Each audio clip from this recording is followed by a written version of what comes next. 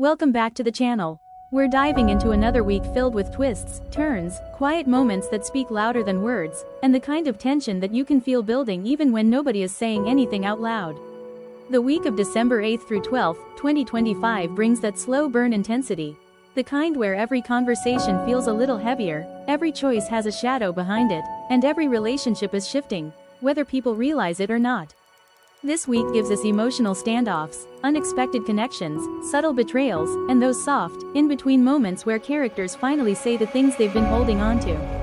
There's this sense that everyone is standing on the edge of something bigger, whether it's change, conflict, healing, or fallout.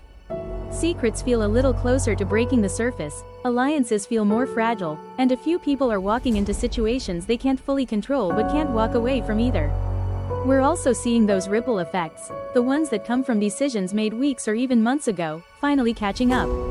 People are trying to fix things, protect the people they care about, or rewrite mistakes that won't stay buried.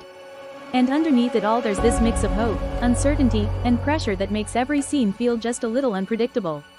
So settle in as we explore the threads that tie this week together, the quiet warnings, the rising tension, the emotional pushes and pulls, and the choices that might change everything heading into the end of the year.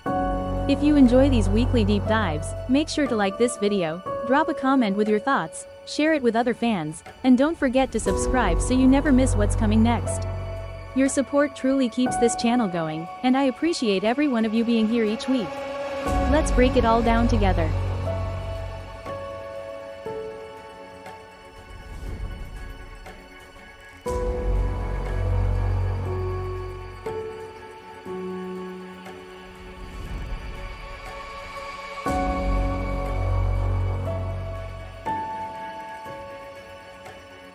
On today's gripping episode of General Hospital, Port Charles found itself plunged into chaos as Valentine Cassadine's long-planned prison escape sent shockwaves through the city.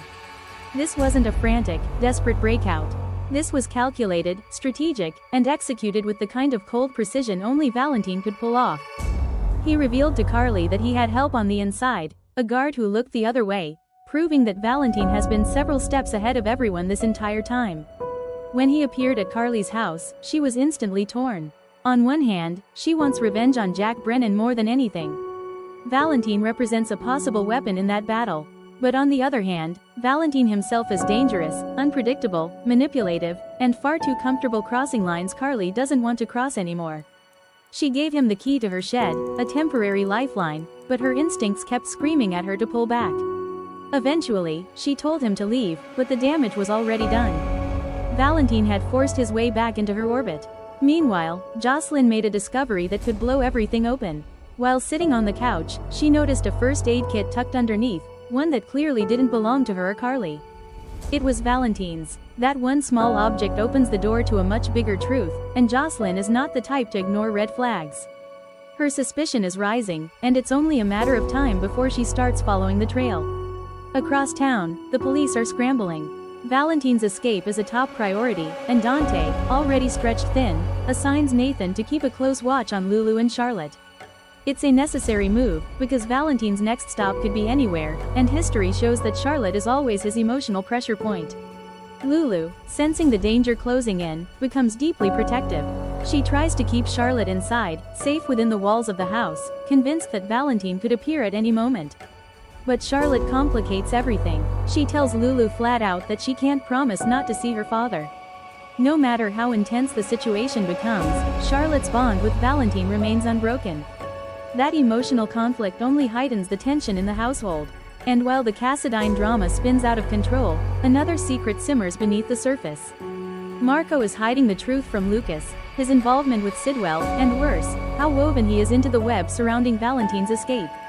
The lies are stacking up, and it's only a matter of time before Lucas begins to sense something is off.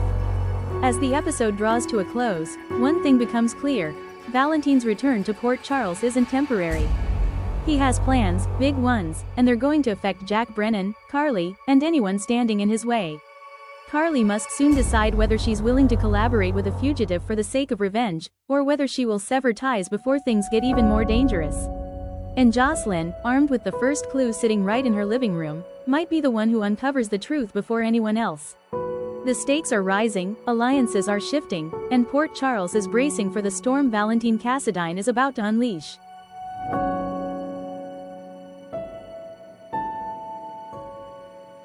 On this tense Tuesday in Port Charles, the shadows grew longer and secrets tightened their grip on everyone involved.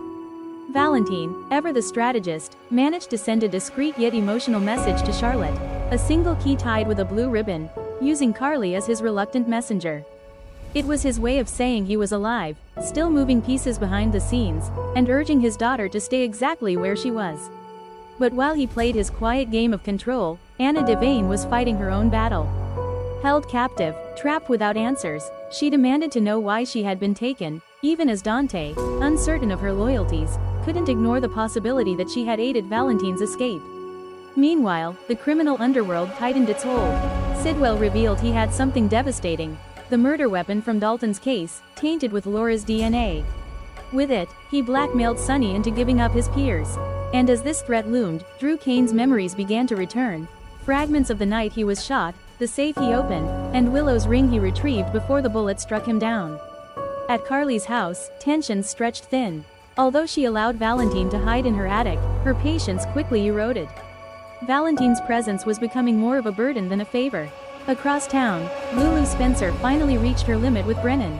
After learning he manipulated and threatened Charlotte, she confronted him directly and banned him from having any further contact with her daughter. Britt Westbourne had her own demons to battle. Waking hungover and emotionally raw, she pushed Jason away even as Marco moved in, pressuring her to keep helping Sidwell with their shady operations. And amid this chaos, Sonny and Laura formed a quiet alliance, preparing to gather whatever intel they could to strike back against Sidwell before he tightened his grip further. In the heart of Port Charles, every secret, every lie, and every uneasy alliance was pushing the city toward an explosion. The stakes were rising, the pressure was mounting, and no one, not even those who thought they held the upper hand, was safe from what's coming next.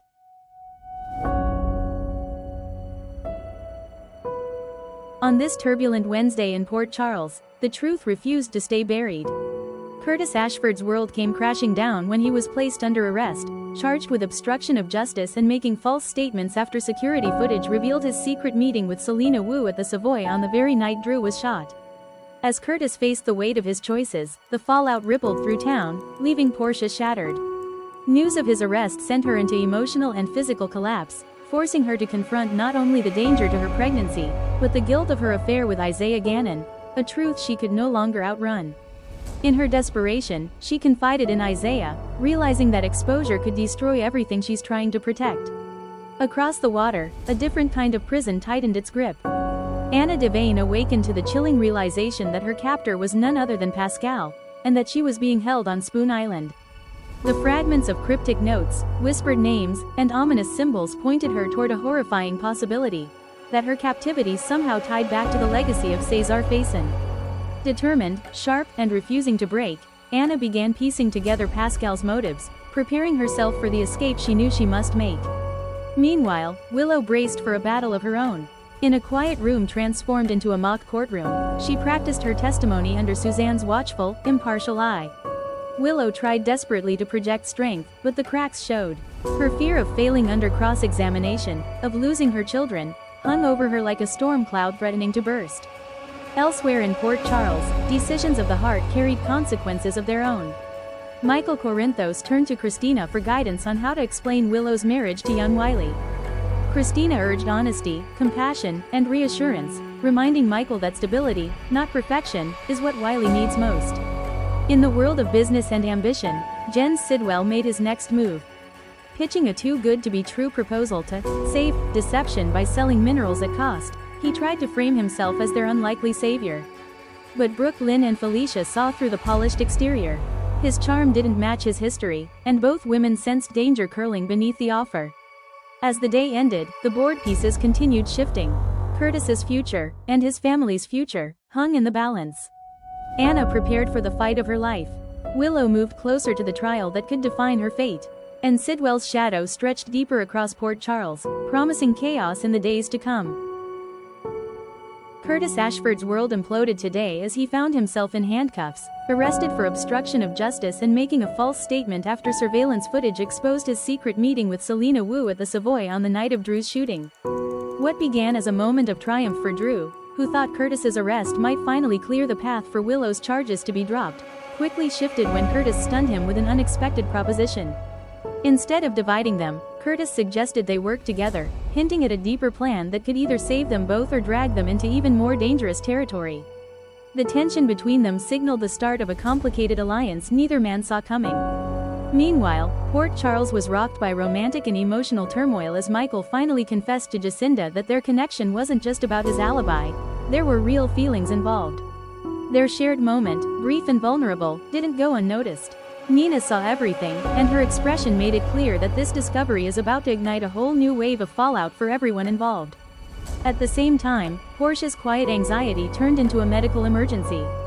Experiencing sudden cramping, she was rushed to the hospital, terrified for her unborn baby and weighed down by the emotional burden of uncertainty. Her confession to Isaiah, that either he or Curtis could be the father, added yet another layer of intensity to an already fragile situation.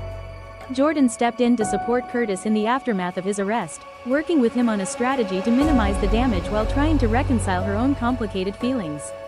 Willow, desperate for any sliver of hope, tried to believe that Curtis's arrest might shift the legal scrutiny off her, but Alexis reminded her not to pin too much on a moment that could turn quickly. And then there's Nina, wrestling with guilt, betrayal, and fear, after admitting to Curtis that she threw Portia under the bus. Her honesty didn't mend anything. If anything, it widened the fracture between them. As the dust settles, the future in Port Charles is more uncertain than ever. Curtis's mysterious plan with Drew could forge powerful alliances or spark devastating consequences. Portia's pregnancy crisis threatens to reshape her relationships with both Isaiah and Curtis forever. And Michael and Jacinda's budding connection, now witnessed by Nina, sets the stage for a storm of emotional backlash. In a single day, loyalties shifted, secrets surfaced, and relationships cracked wide open. Port Charles is once again on the brink, and the next chapter promises even more explosive drama.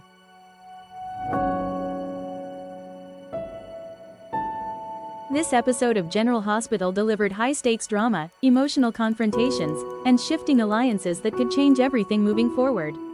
Willow's lies finally begin to unravel as new evidence places her near Drew's house at the time of the shooting, forcing the case in a new and dangerous direction. Curtis, still behind bars, refuses to go down quietly and puts Drew on notice with a bold offer that could expose secrets and abuse of power if Curtis is sacrificed. Meanwhile, Jason's determination to help Britt uncovers a softer, more emotional side of their connection, even as Britt struggles with her own fears and uncertainty. Elsewhere, Nina steps in with a sharp warning after catching Michael and Jacinda together, proving once again that secrets never stay buried in Port Charles for long. Portia's health remains a concern as she recovers and navigates complicated emotions involving Curtis and Isaiah, while Dante and Nathan continue digging deeper into the shooting, closing in on the truth one clue at a time. With relationships strained, loyalties tested, and the investigation heating up, the fallout from these revelations is only just beginning.